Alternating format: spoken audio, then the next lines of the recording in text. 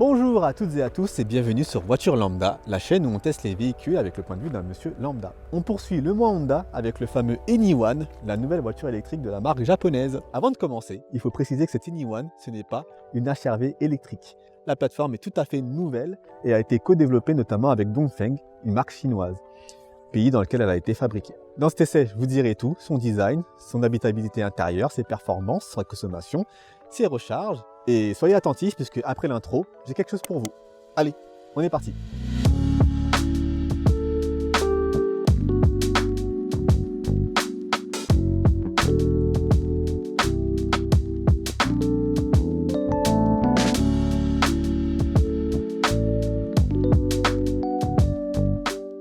Et si vous êtes intéressé par ce Honda Anyone, sachez que Honda France propose des offres en LOA à partir de 329 € par mois. Petite erratum, on n'est pas à 329 €, mais à 269 € par mois. L'offre est disponible jusqu'au 15 décembre et non jusqu'au 31 décembre, comme je vais le dire dans quelques secondes. Gardez ça à l'esprit. Allez, on y retourne. Vous pouvez aussi vous rétracter à partir du 7e mois sans justification via l'offre LOA Flex de Honda. Grâce à son partenaire Electra, les 5000 premiers clients de cette Anyone profiteront de 10% de réduction sur leur recharge électrique. Je laisse un numéro vert juste ici pour toute demande d'information et surtout remplissez le formulaire soigneusement que je vais laisser dans la description pour être recontacté par les équipes de Honda France qui ne traîneront pas pour vous rappeler. Allez, il fait pas très beau, on retourne tout de suite à l'essai. C'est parti.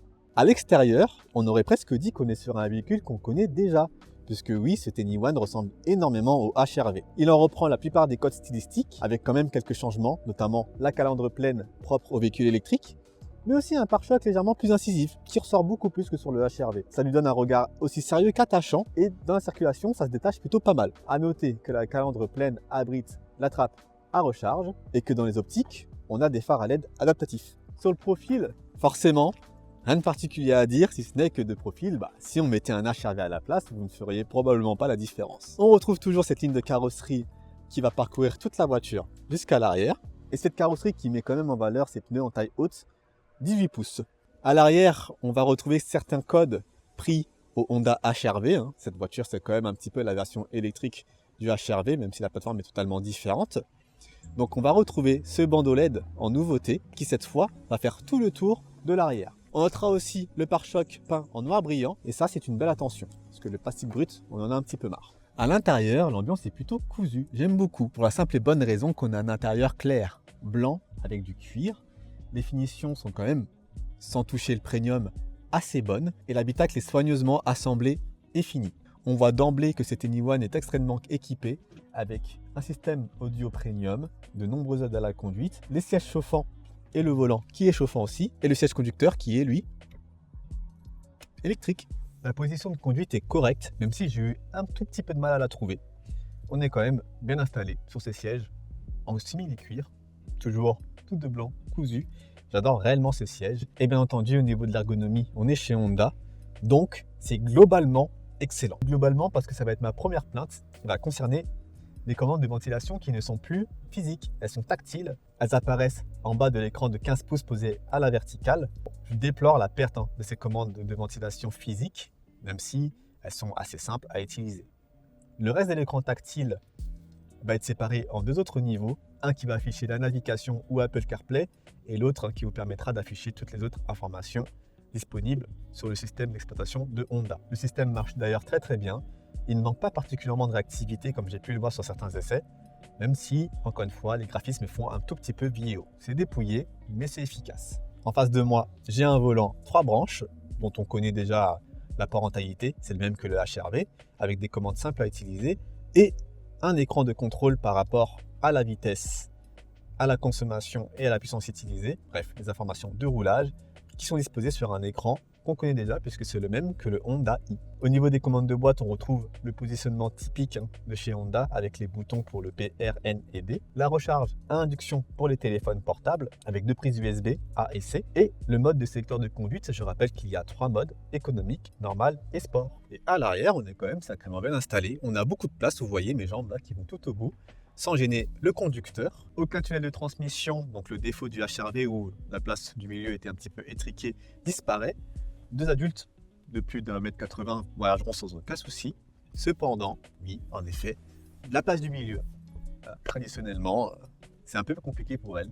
Mais l'habitabilité de cette voiture, notamment à l'arrière, vraiment un très bon point. Surtout que je le redis, cette ambiance cousue toute de blanc, c'est vraiment un plus. Pour le coffre, il sera motorisé avec un litrage d'un peu plus de 340, ce qui fait quand même assez peu pour la catégorie. On va aussi avoir un espace pour ranger ses câbles de rechargement, donc on évite le souci de la Honda i dont les câbles de chargement prenaient quasiment toute la place dans le coffre. Et on perd forcément un tout petit peu de capacité à cause de la Sono Premium qui inclut un caisson de basse. Concernant la motorisation, on aura donc un moteur électrique d'une puissance de 150 kW, ce qui nous donnera 204 chevaux. Elle s'appuie sur une batterie à la capacité nette de 62 kWh pour une autonomie annoncée de 412 km en cycle WLTP. Concernant la recharge, on aura une puissance maximale de 11 kW en triphasé sur courant alternatif et sur courant continu, on aura une puissance maximale de 70 kW. Trêve de bavardage, je vous partage mes impressions sur la route. C'est parti. Et du coup, comment ça se passe au volant de cette Honda Anyone? Électrique oblige, vous vous en doutez, au niveau de l'agrément, on va être sur quelque chose de très agréable, comme d'habitude.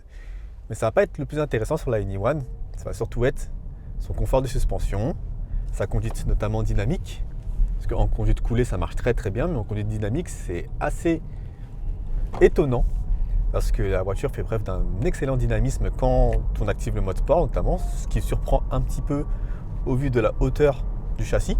Mais bien entendu, on est sur un véhicule qui a du couple, 204 chevaux.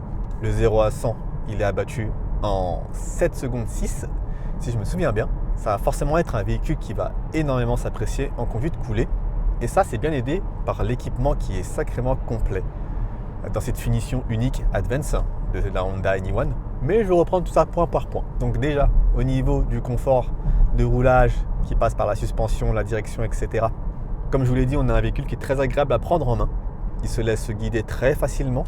La direction est plutôt légère, ce qui est agréable notamment en cas de manœuvre. Mais pour autant, elle renvoie assez d'informations au conducteur par rapport à l'état de la chaussée, l'état de la route et notamment les limites d'adhérence. L'amortissement est typé confort, bien entendu, on est sur un SUV urbain. Et on sent quand même assez peu les aspérités de la route. Et je pense qu'on peut dire merci aux pneus taille haute pour ça.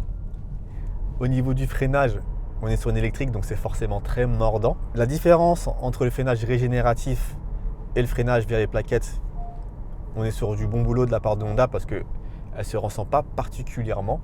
C'était le constat que j'avais fait sur la Honda i et c'est encore plus pertinent ici. Au niveau de l'agrément moteur, donc, comme je vous l'avais dit, on est sur une électrique, donc elles se conduisent plus ou moins toutes de la même façon. En tout cas, c'est l'expérience que j'en fais depuis que j'en conduis. Ici, on est quand même plutôt bien loti. Parce qu'on a un moteur qui répond bien, qui relance très facilement. On peut aller se mettre sur voie rapide tout aussi facilement, même si la voie rapide, pour le coup, je ne pense pas que ce soit vraiment son terrain préféré. Je ne sais pas si c'est propre à ma version qui a ce souci-là, mais le sifflement du moteur électrique sur voie rapide, on le distingue un tout petit peu. Je ne sais pas si le souci vient du moteur ou si ça vient de la sonorisation de la cabine, mais en tout cas, c'est quand même assez dommage. Surtout que le constat, globalement, il est quand même assez excellent. Le châssis est très rigide, donc on est sur quelque chose de très très stable, même en virage. Bon, quand on va y aller un peu fort, on va forcément avoir des prises de roulis. On est quand même sur un véhicule qui est assez haut. Mais même en mode sport, on peut avoir de sacrées surprises. Parce que j'ai conduit en économie pendant une petite demi-heure, puis en mode normal. Le mode sport, je l'ai utilisé quelques fois. Et en mode sport, le comportement de la voiture change réellement du tout au tout. Concernant la consommation, c'est là que le tableau va être légèrement moins réjouissant. Alors, je ne prétends pas avoir fait une éco-conduite parfaite. Pour autant, j'ai eu du mal à m'extirper de la zone des 18-19 kWh au 100 km. Là, actuellement, j'affiche 19,4 kWh. Je trouve que ça fait quand même un petit peu beaucoup. Alors, on est sur une voiture qui consomme quand même pas mal. Sans dire que je suis déçu, je m'attendais de pouvoir faire légèrement mieux quand même sur ce point-là. Concernant l'autonomie, avec la ventilation et le chauffage, parce qu'on commence à atteindre des températures plutôt basses, je tourne autour des 300 km à partir de 100%. Le rayon d'action est certes légèrement plus bas par rapport à la concurrence, je pense à la Kia Niro électrique ou le Hyundai Kona électrique, mais ça reste correct. Pour les trajets du quotidien, j'ai pas eu de soucis d'autonomie comme j'ai pu en avoir, notamment avec la Honda i. Et je peux vous parler maintenant de la recharge qui est un assez gros sujet sur cette Honda Anyone parce que la charge rapide, elle est limitée à 78 kW de puissance. ce que beaucoup considèrent comme étant plutôt lent. Alors pour ma part, sur mon expérience, j'ai pu charger sur un superchargeur Tesla de 33% à 80% en une petite demi-heure, ce qui me paraît parfaitement correct.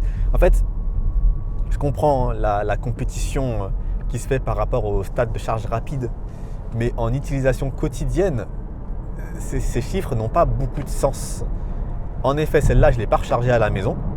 Il faut compter plus d'un jour pour la charger à 100% sur une prise domestique à 11 kW. Et là, il faudra compter à peu près 8 heures pour la recharger. Et ça me paraît être des temps plutôt corrects. Certes, j'ai déjà chargé plus vite sur une voiture électrique, c'est sûr, mais ça ne m'a pas forcément été utile. Maintenant, si on se place sur une optique où cette voiture pourrait faire de longs voyages sur autoroute, oui, 45 minutes pour faire du 20 à 80%, ça reste d'être assez compliqué. Ça, je l'admets. Je tiens à rappeler que cette puissance de recharge qui est considérée comme étant insuffisante par certains, elle a été choisie par Honda pour préserver la durée de vie des batteries. C'est un bon choix. De toute façon, moi, dès qu'on parle durabilité, vous le savez, vous me connaissez, je suis de la partie. Je terminerai cette session de roulage en vous parlant des équipements de sécurité et d'aide à la conduite présents, qui sont bien entendu de très haut niveau. Vous trouverez dans cette voiture tout ce qui se fait de mieux en termes d'aide à la conduite. On a même le parking automatique avec notamment une caméra 360 degrés accompagnée de radars avant et arrière. La conduite semi-autonome de niveau 2, là-dessus, il ne manque absolument rien. Par rapport à la concurrence, pour avoir le même niveau d'équipement, elle sera mieux placée. Les amis, notre promenade touche à sa fin. Je vous retrouve juste après, bien entendu, pour la conclusion. Alors, cette Honda Anyone, qu'est-ce qu'on en pense? Eh bien, malgré le fait que le tarif soit placé assez haut, on a un véhicule qui offre principalement de bonnes prestations routières. Son confort est excellent, son châssis rigide est sécurisant et efficace, et c'est tout ce qu'on demande à un SUV urbain. Là où le bas va blesser, ça va être au niveau de son autonomie et de sa puissance de charge, même si, pour ma part, elle ne m'a pas dérangé, mais il peut être vrai que charger de 20 à 80% en 45 minutes pourra paraître assez long. Honda offre généreusement une remise qui vous permettra de passer sous la barre des 47 000 € et donc de profiter du bonus écologique. Les amis, c'est tout pour cet essai. Je vous remercie de l'avoir suivi jusqu'au bout. Je vous invite à lâcher un maximum de pouces bleus, ça pourra m'aider pour le référencement. En attendant le prochain essai qui arrive et ça sera le Honda ZR-V, je vous invite à vous abonner à la chaîne. D'ici là, roulez tranquillement, soyez safe et moi, comme d'habitude, je vous dis peace.